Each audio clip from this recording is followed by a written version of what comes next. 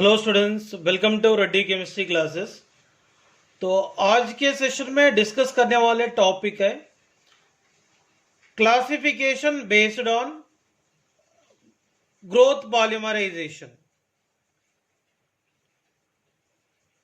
Monomer units एक दूसरे के साथ कंबाइन होके पॉलीमेरिक चेन किस तरीके से ग्रोथ करता है, इसके बेसिस पे पॉलीमराइजेशन प्रोसेस को टू टाइप्स में क्लासिफिकेशन किए थे। One is chain growth polymerization, second one is step growth polymerization. सबसे पहले यहां डिस्कस करते हैं चेन ग्रोथ पॉलीमराइजेशन। तो these are addition polymers and polymerization process involves the addition at the reactive end of the growing chain across the double bond। इसका मतलब है one monomer unit another monomer unit के साथ attachment होते हुए एक chain को ग्रोथ करता है। तो मतलब यहां पे chain one monomer unit another monomer unit के साथ एडिशन में इन्वॉल्वमेंट होते हुए पॉलीमर को डेवलप करता है। So this kind of growth polymerization process को कहेंगे chain growth polymerization process. For example polythene, for example क्या है, पॉलीथीन। तो पॉलीथीन में क्या होगा, one monomer unit another monomer unit के साथ एडिशन में इन्वॉल्व होते हुए एक चेन को ग्रोथ करते हुए पॉलीमर को डेवलप करता है। जनरली पॉलीथीन कैसा बनेगा, ethylene molecule another ethylene molecule के साथ वो एडिशन करते हुए वो चेन को ग्रोथ करने के वजह से ये पॉलीमर डेवलप होता है। इसीलिए चेन ग्रोथ पॉलीमराइजेशन प्रोसेस के लिए पॉलीथीन भी दे सकते हैं, पॉलीविनाइल क्लोराइड भी दे सकते हैं। Second one, condensation polymers are called step growth polymers. मैंने आपको बताया था। और एक है step growth polymerization. Step growth polymerization process में इन्वॉल्व होने वाले पॉलीमर्स है condensation polymers. Two monomer units or more than two monomer units एक दूसरे के साथ कंबाइन होके smaller molecules like water molecule को और मिथेनॉल को लॉस करके स्टेप ग्रोथ पॉलीमर को डेवलप करेंगे। स्टेप ग्रोथ पॉलीमर में जनरली वो डाइमर भी होते हैं, टेट्रामर भी होते हैं। और इसके लिए एग्जाम्पल मैं बताना चाहता हूं, डैक्रोन, नाइलॉन 6, नाइलॉन 6,6, ये एग्जाम्पल आता है। देखिए मैं ये बताना चाह रहा हूं।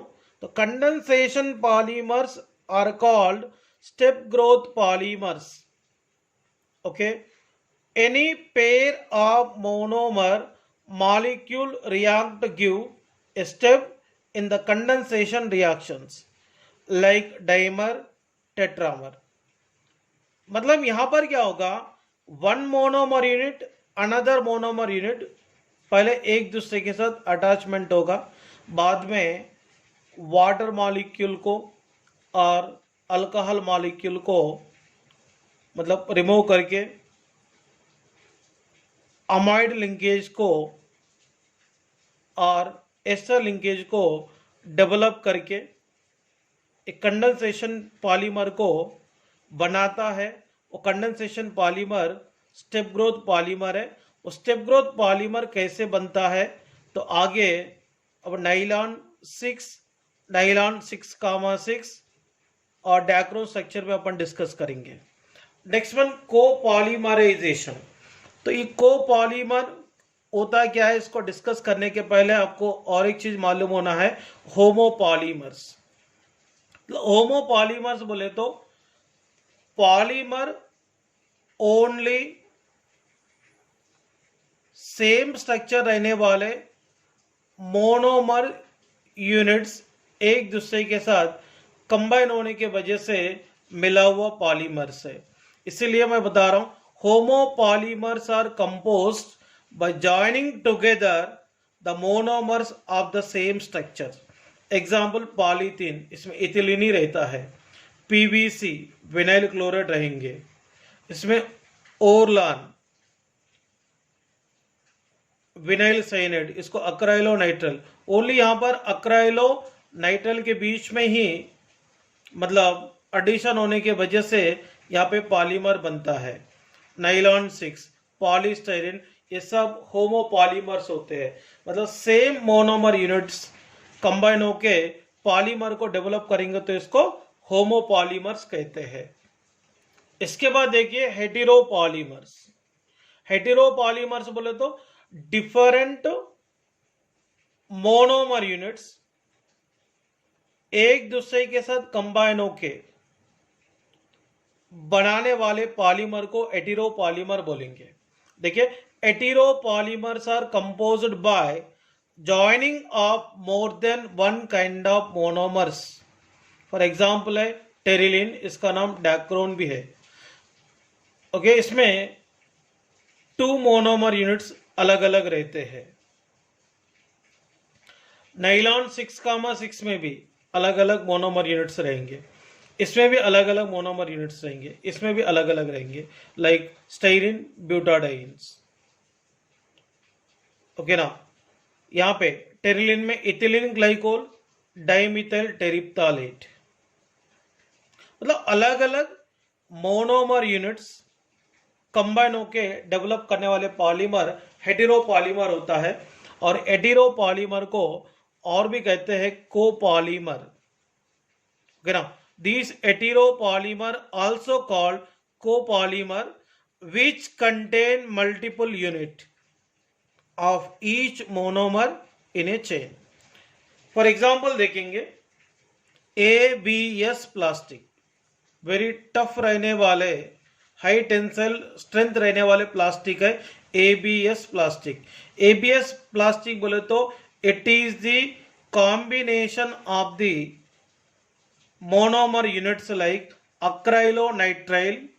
ए बोले तो acrylonitrile, B stand for butadiene, S stand for styrene. मतलब it is the combination of acrylonitrile, butadiene and styrene, ABS। So it is a copolymer.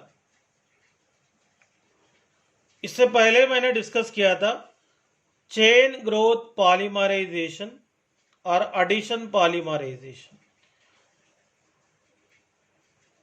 Monomer units एक दूसरे के साथ एडिशन में इन्वॉल्व होकर एक लॉन्ग चेन को ग्रोथ करने वाले पॉलीमराइजेशन प्रोसेस को चेन ग्रोथ पॉलीमराइजेशन बोलेंगे। और चेन ग्रोथ पॉलीमराइजेशन में जनरली आल्कीन्स इन्वॉल्व होते हैं।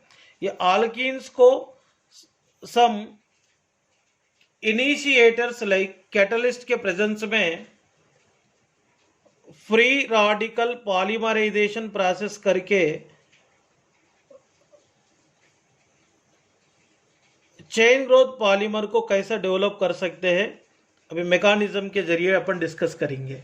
देखिए यहाँ पे free radical polymerization process of ethylene. Okay ना। Actually free radical polymerization process भी एक चेन ग्रोथ पॉलीमराइजेशन प्रोसेस को रिप्रेजेंट करेंगे। तो यहां पर देखिए ये मतलब ये चेन ग्रोथ पॉलीमराइजेशन प्रोसेस में सम कैटलिस्ट को यूज करते हैं, इसको अपन इनिशिएटर्स बोलेंगे।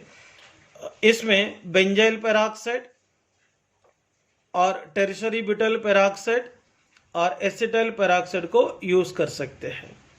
तो generally free radical polymerization process कितने स्टेप में इन्वॉल्व होता है? अगर ये free radical polymerization process is a better example है चेन ग्रोथ पॉलीमराइजेशन का। देखते हैं, मतलब ये चेन ग्रोथ पॉलीमराइजेशन में इथिलीन इन्वॉल्व होके पॉलीथीन को कैसे डेवलप करेंगे, इसके बारे में अपने को इंफॉर्मेशन है, ये मैकेनिज्म में मिलेंगे। इसमें सबसे पहली वाली स्टेप है फॉर्मेशन ऑफ फ्री रेडिकल। इसमें सेकंड वन है chain initiating step, third one chain propagation step, fourth one chain terminating step.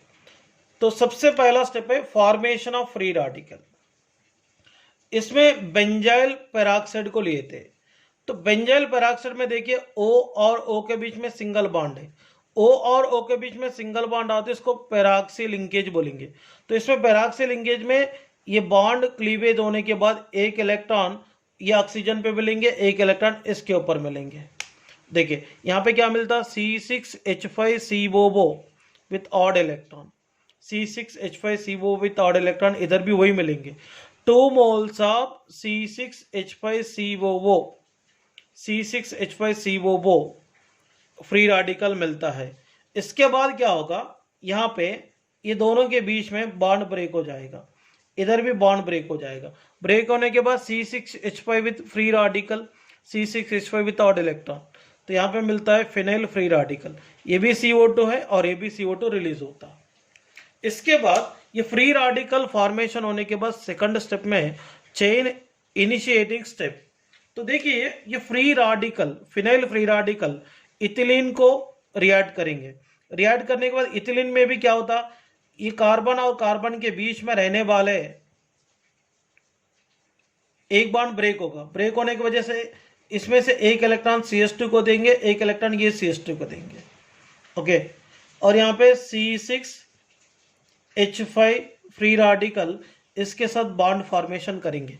मतलब एक फ्री रेडिकल आकर इथिलीन को अटैक हुआ था। इसके बाद चेन प्रोपगेशन स्टेप है।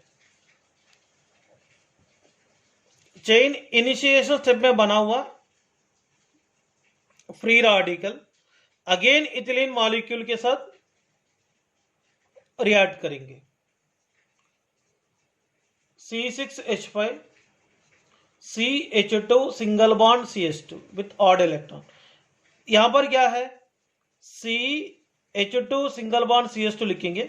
ये बॉन्ड जब ब्रेक होने के बाद एक इलेक्ट्रॉन इधर, एक इलेक्ट्रॉन इधर रखेंगे। अब ये दोनों के बीच में लिंकेज होगा। ये free radical another free radical के साथ लिंक करेंगे, तो लिंक करके एक लंबी चेन को डेवलप करेंगे। तो मतलब ये फ्री रेडिकल फाइनल स्टेप में टर्मिनेट कैसे होते हैं देखेंगे। देखो C6H5 CH2 और CH2, ओके, ऐसे लिंकेजेस n नंबर रहते हैं।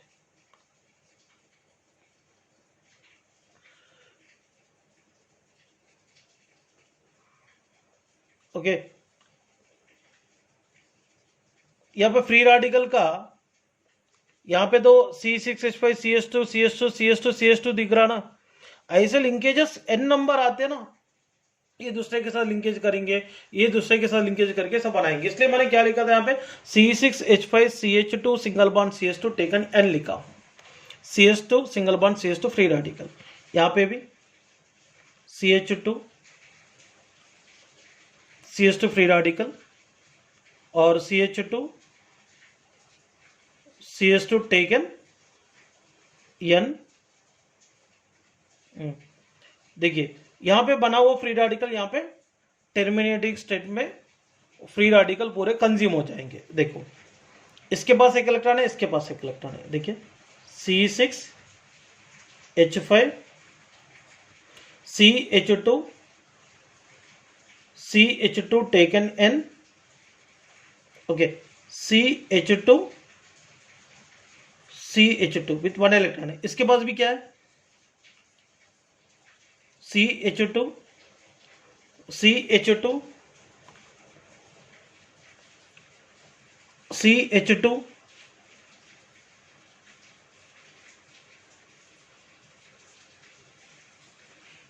taken N, C6H5। देखिए अब ये दोनों के बीच में लिंकेज होगा, लिंकेज होने की वजह से यहाँ पे क्या मिला है, पॉलीथीन मिला है। पॉलीथीन में रहने वाले लिंकेज क्या है, CH2 single bond CH2 taken N, okay. इस तरीके से ये मैकेनिज्म प्रोसीड होता है, ओके।